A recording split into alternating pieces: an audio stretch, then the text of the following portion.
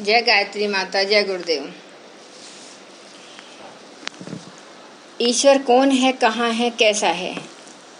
यह पुस्तक पंडित श्री राम शर्मा आचार्य जी द्वारा लिखित है, जिन्हें गुरुदेव जी के नाम से जाना जाता है, जो शांति कुंज के संस्थापक हैं, जिन्होंने गायत्री मंत्र को जन जन तक फैलाया है। उनकी पुस्तक ईश्वर कौन है, कहाँ है, कैसा है चल रही है। इसमें आगे गुरुदेव जी लिखते हैं कि अद्भुत शरीर और अद्भुत उसकी रचना। ईश्वर के अस्तित्व की कल्पना किसी ऐसे व्यक्ति के रूप में नहीं की जा सकती जो अपने अधीनस्थों को आदेश निर्देश देता हो, उन्हें किसी कार्य को संपन्न करने का तौर तरीका बताता हो अथवा किन्हीं क्रियाकलापों में हस्तक्षेप करता हो। वस्तुतः ईश्वर कोई व्यक्ति नहीं है। उसके अस्तित्व को व्यक्ति के रूप में प्रमाणित भी किया नहीं जा सकता। उसके अस्तित्व का दर्शन, सत्ता का अनुभव एक नियम व्यवस्था के रूप में ही किया जा सकता है, जिसके अनुसार यह सारा जगत चल रहा है। स्थूल से सूक्ष्म की ओर उतरते हुए उस नियम व्यवस्था को जीवंत और ज्वलंत रूप में देखा जा सकता है। स्थूल की व्यवस्था और क्रमबद्धता को भी गंभीरता पूर्वक निरीक्षण करते हुए जाना समझा जा सकता है। किसी भी पदार्थ का गहरी दृष्टि से पर्यवेक्षण करने पर सहज ही उसके सौंदर्य व वैभव को जाना समझा जा सकता है। दूर जाने की जरूरत नहीं है। सबसे समीपवर्ती पदार्थ अपने शरीर पर ही दृष्टि डालें और उसकी ऊपरी परत चमड़ी को निहारें तो स्थूल और सूक्ष्म के अंतर को समझ सकना संभव हो सकता है। चमड़ी ऊपर से देखने में एक भूरे प्लास्टिक की थैली जैसी लगती है, जिसके भीतर सड़ा गला कूड़ा कबाड़ा मात्र भरा हुआ है। किंतु उसी को यदि वैज्ञानिक दृष्टि से देखा जाए तो प्रतीत होगा कि इसमें झिल्ली की पतली परत में कितने बड़े कल कारखाने जैसी हलचलें हो रही हैं। हमारी त्वचा के 3 हिस्से हैं: ऊपरी चमड़ी, भीतरी चमड़ी, हड्डी के ऊपर के ऊतक। ऊतकों वाली परत में रक्त वाहिनियां, तंत्रिकाएं और वसा के कारण कण होते हैं। 1 वर्ग इंच त्वचा में लगभग 72 फुट लंबाई वाला तंत्रिका जाल बिछा रहता है और इतने ही स्थान की रक्त वाहिनी नलिकाएं 12 फुट से अधिक ही लंबी होती हैं।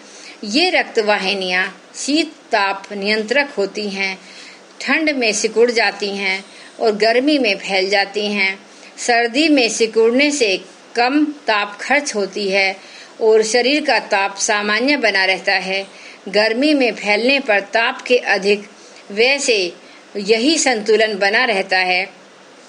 वाहिनियां, तंत्रिकाओं और वसा के कणों के कारण चमड़ियां हड्डियों से चिपकी रहती हैं। आयु वृद्धि के साथ साथ वह जब वसा कण सूखने लगते हैं तो चमड़ी झुर्रीदार होती जाती है। भीतरी चमड़ी में तंत्रिकाओं, रक्त वाहिनियों के साथ ही पसीने की ग्रंथियां, स्निग्धता की ग्रंथियां और रोमकूप होते हैं। तंत्रिकाएं त्वचा स्पर्श से उठी अनुभूति तरंगे टेलीफोन के तार की तरह मस्तिष्क तक पहुंचती हैं और मस्तिष्क के निर्देश संदेश विभिन्न अवयवों तक ले जाती हैं। लगभग 2 लाख श्वेत ग्रंथियां शरीर के हानिकारक पदार्थों को पसीने के रूप में निकालती रहती हैं। पसीना निरंतर रिसता रहता है, भले वह दिखता बूंदों के रूप में हो। बाहर जाने पर भी बूंदों के रूप में बाहर जाने पर ही है, पसीने के रूप में सतह रिश्ती गंदगी की परत चमड़ी पर जमने लगती है। स्नान द्वारा उसकी सफाई जरूरी है। सफाई न होने पर श्वेत बाहर बहाने वाले छेद बंद हो जाते हैं और यही दाद, खाज, जुएं आदि विकारों का कारण होता है। चमड़ी के नीचे है मांसपेशियां। मांसपेशियां सुदृढ़ व संतुलित रही तो स्वास्थ्य और सौंदर्य झलकता है। फैली सूखी बेडोल हुई तो शरीर कुरूप हो जाता है। अनावश्यक आराम अथवा अत्यधिक श्रम दोनों ही मांसपेशियों को अशक्त और बेडोल बनाते हैं। शरीर के सभी अवयवों को समुचित श्रम का अवसर मिलने से सुडौल रहती हैं श्रम संतुलन ही व्यायाम है। मांसपेशियों की बनावट और भार के आधार पर ही व्यक्ति पतला या मोटा दिखता है। मांसपेशी बारीकी तंतुओं से मिलकर बनती हैं। ये बारीक तंतु अपने से 1,00,000 गुना भार उठाने में समर्थ होते हैं। मांसपेशियों में 3/4 पानी और 1/4 प्रोटीन होता है। मांसपेशियां सीधे मस्तिष्क द्वारा नियंत्रित होती हैं। कुछ मांसपेशियों की गतिविधियां हमें अनायास ही चल रही दिखती हैं, स्वयं संचालित सी, जैसे फेफड़ों का सिकुड़ना, फैलना, हृदय का धड़कना, रक्त का दौड़ना, पलकों का झपकना, भोजन का पचना और मल का बाहर निकलना आदि। ये क्रियाएं अनायास नहीं होती, बल्कि हमारे अचेतन मन के अधीन होती हैं। शेष मांसपेशियां सचेत मन के द्वारा नियंत्रित, निर्देशित दिखती हैं। मांसपेशियों को प्रशिक्षित, अनुशासित किया जा सकता है।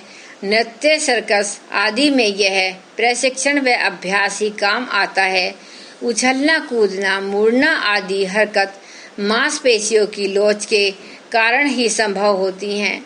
इन्हीं लोचदार मांसपेशियों के कारण चोट लगने पर भी हमारी हड्डियां प्राय बच जाती हैं, वरना वे चाहे जब टूट जाएं। पुरुषों की पेशियां स्त्रियों से अधिक कड़ी व दृढ़ होती हैं। शरीर में हाथों की पेशियां अधिक सशक्त होती हैं। यह तो चमड़ी और उसके साथ चिपके हुए पेशी संस्थान की बात हुई। इससे नीचे के अवयव कितनी विचित्र हलचलों में अहर्निश लगे रहते हैं। गुर्दे और जिगर के 2 अवयवों पर शरीर शास्त्रानुमोदित आरंभिक ज्ञान स्तर की दृष्टि डालकर भी इसकी जानकारी प्राप्त कर सकते हैं। अवयव में सबसे छोटे पुर्जे हैं 2 गुर्दे। वे रीढ़ की हड्डी से सटे भूरे कत्थई आकार के मुट्ठी के बराबर देखने में ऐसे लगते हैं मानो सेम के बड़े बीज हों। वजन 150 ग्राम। मुख्य काम मूत्र निर्माण अर्थात रक्त का अनावश्यक एवं गंदगी भरा जल छांट कर अलग करना और बाहर निकालना। बाईं ओर का गुर्दा थोड़ा ऊपर होता है और दाईं ओर का थोड़ा नीचे, ताकि सामान्य क्रियाकलाप में कोई कठिनाई न हो। प्रत्येक गुर्दा 4 इंच के करीब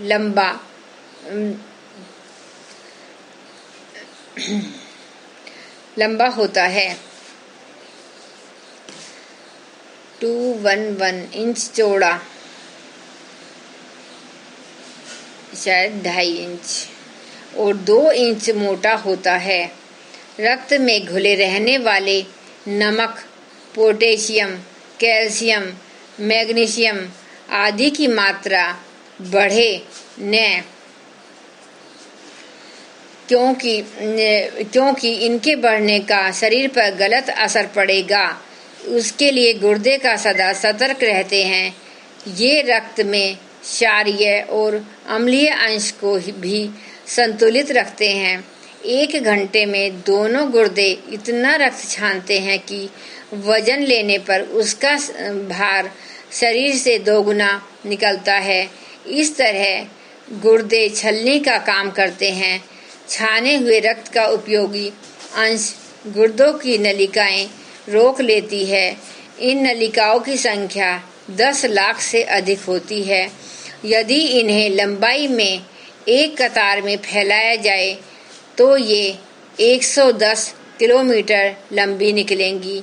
नलिकाएं रक्त से छाने हुए विटामिन, शर्करा, हार्मोन्स और अमीनो अम्ल तो रक्त को वापस दे देती है और नमक तथा अन्य विजातीय द्रव्यों को गुर्दे शरीर के बाहर कह देते हैं। अनावश्यक नमक यदि शरीर में ही रुक जाए तो सूजन शुरू हो जाए।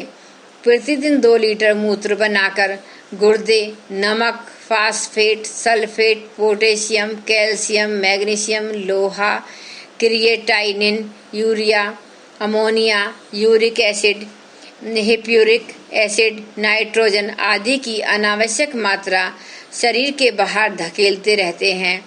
मूत्र सामान्य हल्का पीला होता है। दोनों गुर्दों में परस्पर सहयोग का क्या कहना। एक खराब हो जाए तो दूसरा उसका भार स्वयं संभालकर पूरी तरह दायित्व का निर्वाह करता है। आज के लिए बस इतना ही।